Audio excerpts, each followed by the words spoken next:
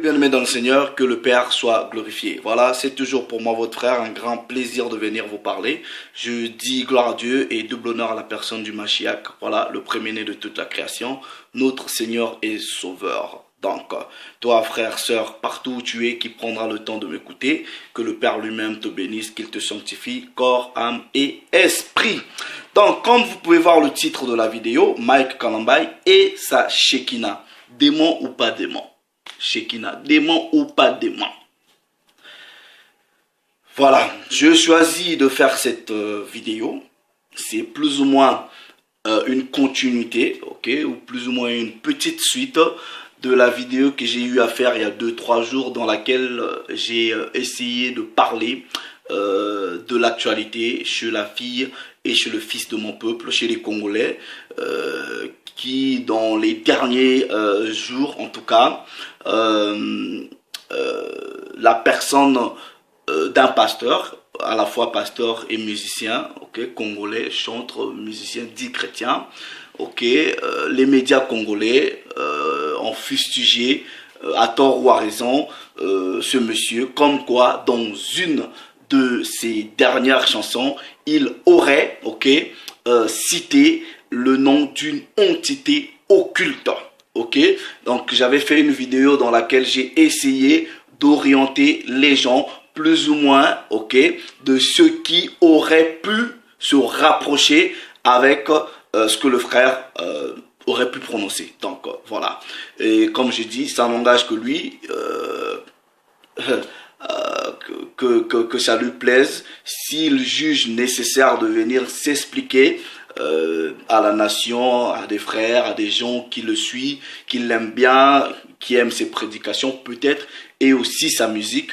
Donc je pense qu'il a le droit de venir s'expliquer et de dire aux gens, en fait la réalité c'est quoi. Mais aujourd'hui, voilà, c'est comme je dis une continuité. Je choisis de mettre le titre Mike Kalambay, ok, et sa Shekinah pour 2-3 raisons. Premièrement, parce qu'on va toucher un peu la musique. Et Mike Kalambay, c'est aussi un autre chanteur congolais célèbre qui chante bien. Mais principalement, on va se focaliser sur la Shekinah.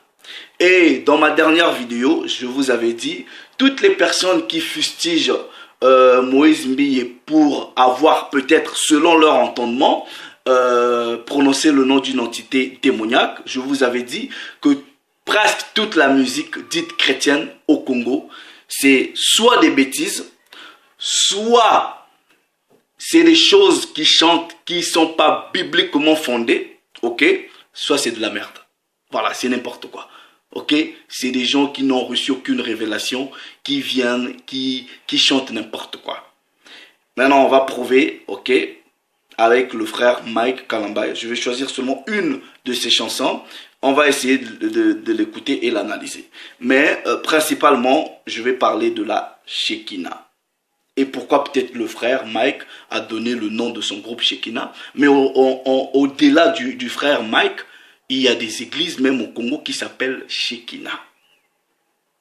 Et même quand nous allons au-delà même du Congo, dans le christianisme, il y a ce qu'ils appellent Shekinah. Comme quoi, c'est la présence, c'est la gloire de Dieu, c'est quand l'Esprit de Dieu vient sur vous, ou je sais pas, c'est la présence, quand la présence de Dieu vient dans l'humanité, ou vient dans le monde, ou vient sur des gens, c'est ce qu'ils disent que c'est ça la Shekinah. Donc nous allons aller vérifier dans les Écritures. Est-ce que c'est ce que les Écritures disent?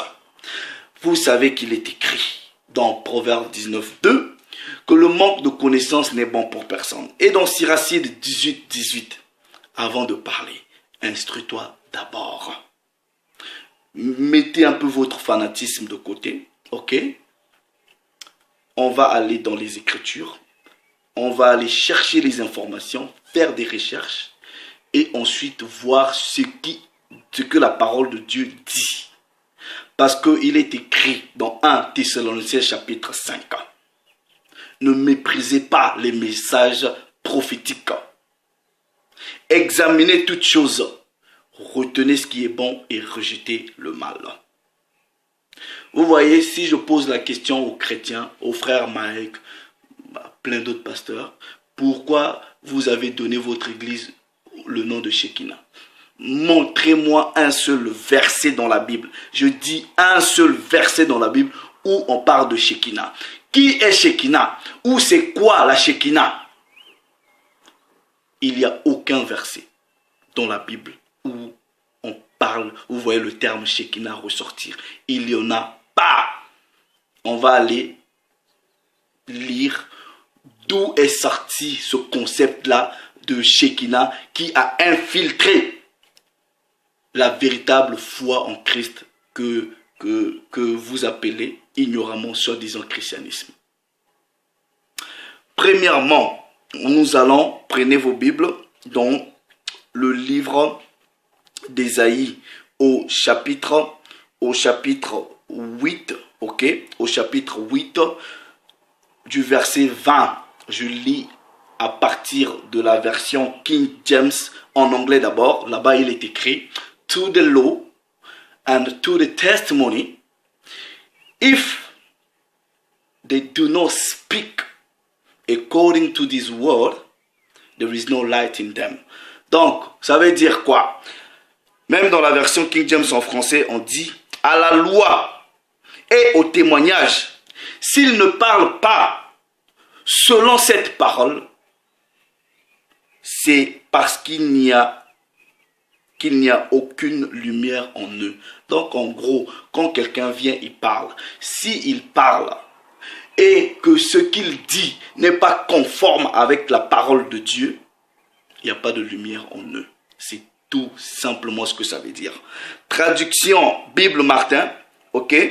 Il est écrit à la loi et au témoignage que s'il ne parle pas selon cette parole, certainement il n'y aura point de lumière pour lui, en parlant du peuple. Maintenant, comme je dis, il n'existe dans aucune Bible, j'ai lu je ne sais pas combien de traductions des Bibles dans plusieurs langues. Shekinah, là, ça n'existe pas dans la Bible. Ok? Shekinah, vous retrouvez Shekinah dans le Coran. Ok? Et le Coran, ce n'est pas la Bible. Vous retrouvez Shekinah dans le Talmud. Ok? Et dans le Zohar. Voilà. J'ai l'interprétation du Talmud ici. J'ai le Zohar ici. Ok? La mystique juive. Ok? Et on va lire dans le Coran. Vous ne trouverez pas ces histoires de Shekinah là dans la Bible. Or, la vérité, ok, la Bible, en tout cas, nous avait déjà prévenu contre les fables judaïques. Ok? Et quand on parle de Talmud, on parle du Zohar, vous devrez déjà avoir à l'idée la Kabbale juive. Ok? Voilà. Il est écrit dans Tite. Dans Tite, ok? Nous allons aller dans Tite premièrement. Tite, chapitre 1er, du verset 13 à 14. Là-bas, il est écrit: ce témoignage est vrai.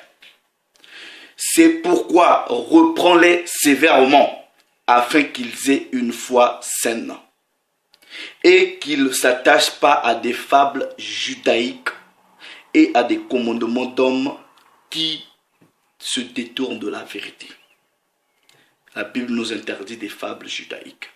Vous voyez, vous devrez aussi faire très attention, non seulement aux fables, non seulement à ce qui vient du judaïsme, parce que le judaïsme, ce n'est pas la Bible. Le judaïsme, ce n'est pas même le peuple israélite. Le judaïsme actuel, c'est la synagogue de Satan, des faux juifs de la synagogue de Satan. Vous voyez, quand quelqu'un vient, par exemple, il vous dit qu'il est un chantre de Dieu. Premièrement, vous devrez savoir que les histoires de chantre, chorale ou ministère ou gospel, là, c'est juste des infiltrations païennes. La première personne qui a créé une chorale dite chrétienne, c'est la personne de Constantin. Vous pouvez vérifier, l'histoire est là. Ça n'existe pas. Il n'y a pas des histoires de chorale, ministère. Oh non, je suis les ministres de l'ambiance, je sais pas, chrétienne. Voilà, des choses comme ça. Vous voyez les gens qui viennent à la chorale. Non, ils disent, voilà, je fais un concert. Ça va être une ambiance d'enfer. Oh, toi, tu es soi-disant chrétien. Tu promets des gens une ambiance d'enfer. Vous êtes dans la confusion. Vous êtes dans la confusion. Vous voyez, quand vous venez, vous dites que vous chantez pour Dieu. Premièrement, vous devrez avoir le mandat du Père. Le Père doit vous donner la révélation, l'inspiration.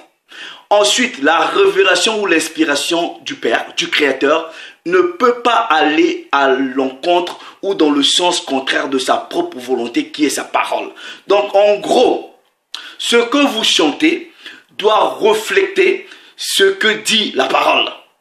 Or, quand vous chantez quelque chose, soi-disant pour la gloire de Dieu, mais qui ne reflète pas sa volonté, qui est sa parole, on doit vous reprendre. C'est pour cela qu'il est écrit, reprenez-les. Donc, on va vous reprendre, chers frères. Faites très attention à ce que vous écoutez. La parole de Dieu dit, la foi vient de ce que l'on entend, et ce que l'on entend vient de la parole de Dieu. Vous voyez, quand quelqu'un vient chanter, on se dit que voilà, c'est un frère, il chante pour Dieu. Donc, on estime que son inspiration, premièrement, c'est Dieu qui l'a donné, ou ensuite, qu'il tire son inspiration dans ce que Dieu nous a donné comme sa parole. Donc, en réalité, dans un autre sens, une chanson est une forme de prédication. Donc, si j'écoute une chanson sur Dieu, un cantique sur Dieu, ça crée en moi, ça m'affermit. Mais si cette chanson-là, si ce cantique-là, ce psaume-là, cet hymne-là ne cadre pas avec la parole de Dieu, ça va créer en moi une mauvaise sémence. Donc il faut analyser ces chansons-là, ligne par ligne, précepte sur précepte. Frères, sœurs, quand vous écoutez une chanson, laissez les instruments à côté, les belles voix, les belles mélodies à côté. Prenez le texte, ok? Écoutez ce que les gens disent. Commencez à les analyser à la lumière des Écritures. Shekinah, ça n'existe pas dans la Bible. Mais on va aller premièrement dans le Coran, ok? C'est là que vous allez voir où le Coran parle de Shekinah. Dans la sourate 9, ok? Dans la sourate 9, attendez, la sourate du repentir, au verset 26, ok, sourate 9, verset 26, là-bas, il est écrit, puis Allah fit descendre sa quiétude. Donc, les musulmans appellent Shekinah la quiétude de Dieu. Sa quiétude, entre parenthèses, sa Shekinah, sur son messager et sur les croyants. Il fit descendre des troupes que vous ne voyez pas et châtia ceux qui ont mécru. Telle est la rétribution des méchants. Deuxième fois que le Coran utilise le terme Shekinah, ok, donc on dit c'est la quiétude selon le Coran. Dans la même sourate, mais au verset 40, ok, là-bas il est écrit, si vous ne lui portez pas secours, Allah l'a déjà secouru. Lorsque ceux qui avaient mécru l'avaient banni, ok, deuxième de deux, quand ils étaient dans la grotte et qu'il disait à son compagnon, ok, ne t'afflige pas car Allah est avec nous. Allah fit descendre sur lui sa sérénité, sa Shekinah. Donc dans l'islam, Shekinah, c'est la sérénité. Ok? La Bible n'utilise pas Shekinah. Mais dans la compréhension chez les chrétiens, ils disent, oui, c'est la présence de Dieu. Vous voyez, quand les apôtres étaient dans cette maison close-là le jour de la Pentecôte, ce vent-là, c'est ça, la Shekinah. Ils disent, ouais, la Shekinah. Ils font que des interprétations, mais ils ne vous montrent pas. Ils disent, oui, c'est l'Esprit de Dieu qui était venu dans le temple. Moïse, ceci, ça n'existe pas. On vous cesse de l'infiltration. Ce n'est pas biblique. Maintenant, on va aller dans le Talmud pour voir d'où est-ce que cette histoire de Shekinah vient. Ok? Le Talmud, c'est ce que les Juifs de la synagogue de Satan utilisent. Voilà, ils utilisent le Talmud, le Zohar et un autre livre. Ok? Regardez ce qu'ils disent. Bon, là, c'est l'interprétation du Talmud par un autre rabbin. Ok? Rabbin Aaron Cohen. Regardez ce qu'il dit. Je lis à la page 86. Là-bas, il est écrit: voulant utiliser, parce que dans les religions, dans le christianisme et dans le judaïsme et dans l'islam, ok, mais pas dans la Bible, ils essaient de donner une explication à la Shekinah. Ok? Regardez ce qu'il est écrit. Voulant utiliser la doctrine de l'immanence de Dieu, mais en évitant de donner à croire qu'il put être localisé en un point déterminé, les rabbins, ok, pas la Bible, ok, les rabbins ont inventé, ok, les rabbins ont inventé, ok, vous allez comprendre qu'il y a derrière Shekinah la Kabbale juive, ok. Les rabbins ont inventé certaines expressions de la présence divine. Ils ont inventé des expressions de la présence divine. C'est pas biblique, c'est une invention rabbinique. Et ces rabbins-là, ils pratiquent la Kabbale. Et vous allez voir, regardez. Donc, ils ont inventé certaines expressions de la présence divine qui excluent de cette notion toute matérialité. Le plus répandu de ces termes est Shekinah. Une invention, l'expression, littéralement résidence. Donc, on vous dit que la Shekinah, c'est une invention juive. Donc, maintenant, ils disent, il s'applique à la manifestation de Dieu sur le théâtre de ce monde, quand bien même il demeure au plus lointain du ciel. De même que le soleil illumine de ses rayons la terre entière, de même la Shekinah, éclat de la divinité, fait sentir partout sa présence. Dans le Talmud, ok, chapitre Sam, verset 39a. Et il va pour donner plus ou moins d'autres explications. Donc on vous dit que c'est une invention juive de la synagogue de Satan, ok. Et ensuite, ils vous prennent les versets de la Torah pour vous dire oui c'est ça. Mais en réalité la Bible n'en parle pas de Shekinah. Vous avez vu ça dans le Coran, mais il n'y a pas dans la Bible. Nous allons aller dans le livre mystique, ok, que les kabbalistes juifs utilisent. On va lire l'interprétation du Zohar, ok. Regardez. Ici, j'ai souligné, ils disent les kabbalistes, à commencer par Moïse de Léon lui-même, ne sont pas restés indifférents aux théories philosophiques de l'immortalité et de la félicité. Là où les philosophes juifs tentaient de rationaliser l'expérience prophétique en y voyant une sorte de conjonction avec l'intellect agent, dernière intelligence préposée au gouvernement du monde sublinaire. Les kabbalistes préfèrent parler de la Shekinah. Les kabbalistes, les rabbins, invention des rabbins, et ces rabbins-là étaient kabbalistes. Ils ont inventé le terme Shekinah, ok, et ils préfèrent parler de Shekinah que de parler de la présence divine. Donc pour eux, Shekinah, c'est ça là, la présence divine de l'univers qu'ils identifièrent à l'Ecclésia d'Israël. Quand vous allez même plus loin dans le Zohar ou même dans le Talmud, on vous dit en fait Shekinah, c'est la femme de Dieu. C'est sa femme, ils ont des rapports sexuels, des choses comme ça. Ok? Donc c'est ce que eux ils disent ici.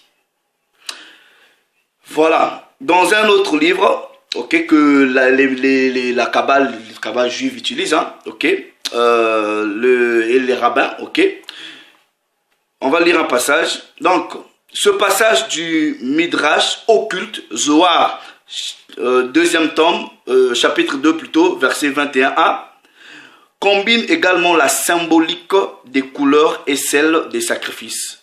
En maître consommé de la mystique, ok, le rabbin Abba cueille une rose rouge dont on sait qu'elle représente la Shekinah.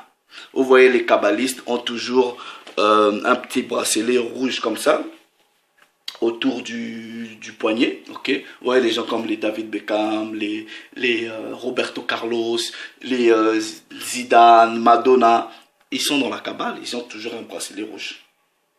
Donc, Shekinah, ok, c'est pas biblique. Ce n'est même pas dans la Bible. C'est une invention des kabbalistes juifs. Mais non. Toi qui te dis, soi-disant, t'es chrétien, explique-moi c'est quoi la Shekinah alors. Frère Mike, tu as donné le nom de ton groupe Shekinah. Des pasteurs donnent le nom de leur église Shekinah. Mais en réalité, c'est une entité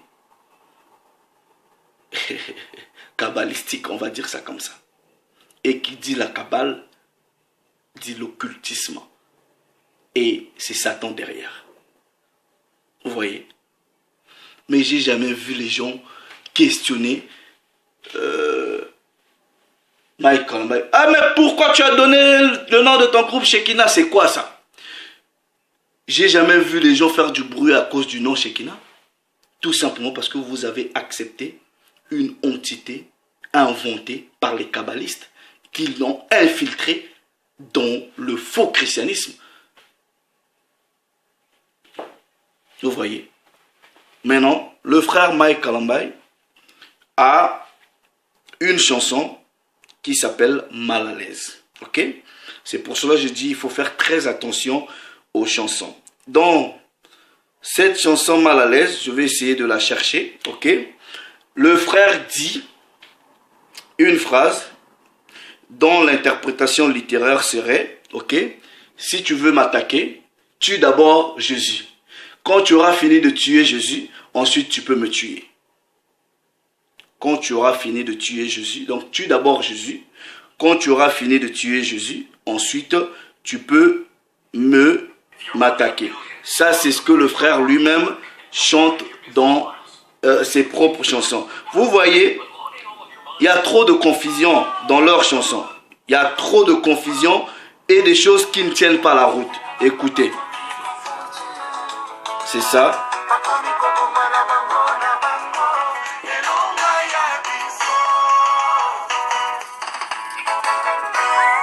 Bon, ceux qui parlent lingala, ils vont comprendre. Regardez ce qu'il dit.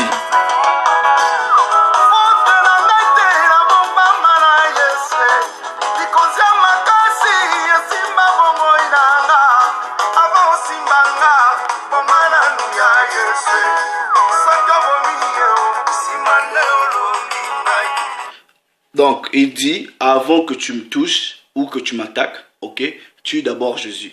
Quand tu auras fini de tuer Jésus, ensuite tu vas m'attaquer. C'est dans la chanson, hein? C'est dans la chanson. Vous dites quoi maintenant les Congolais? Les frères, vous dites quoi? Quelle est votre interprétation de cette phrase-là?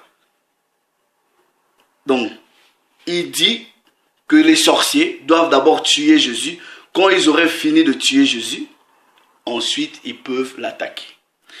Et le frère, dans la même chanson, ok, parce que pour moi, il y a trop de confusion. Ça veut rien dire. Et c'est subliminalement mauvais, de mauvais goût.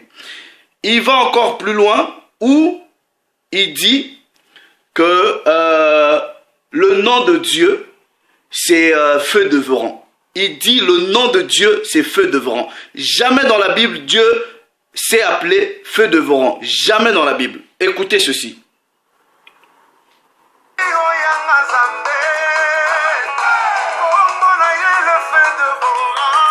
Voilà. Il dit que Dieu, c'est le feu, son nom, c'est feu devrant. Aucune part dans la Bible, Dieu a dit qu'il s'appelait feu devrant. Aucune part. Faut pas confondre Dieu s'appelait feu dévorant et Dieu qui répond par le feu, un feu qui est dévorant. C'est ce que la Bible dit. La Bible n'a jamais dit que Dieu s'appelait feu dévorant. Donc ça, c'est un cantique de mensonge parce que ça contredit la parole de Dieu. Il n'y a pas beaucoup d'endroits dans la Bible où Dieu s'est identifié de façon nominale. Il n'y a pas plusieurs endroits. Et en aucun endroit dans la Bible, Dieu a dit « Mon nom, c'est le feu dévorant ». Jamais. Vous voyez la confusion? Logique, contextuelle et textuelle. Dieu dit « Je réponds par le feu », mais il n'a jamais dit qu'il s'appelait le feu dévorant. Vous voyez? Soit c'est excès de réflexion, ou ça ne tient pas la route. Et ensuite, tu cries à la fin « Fire ».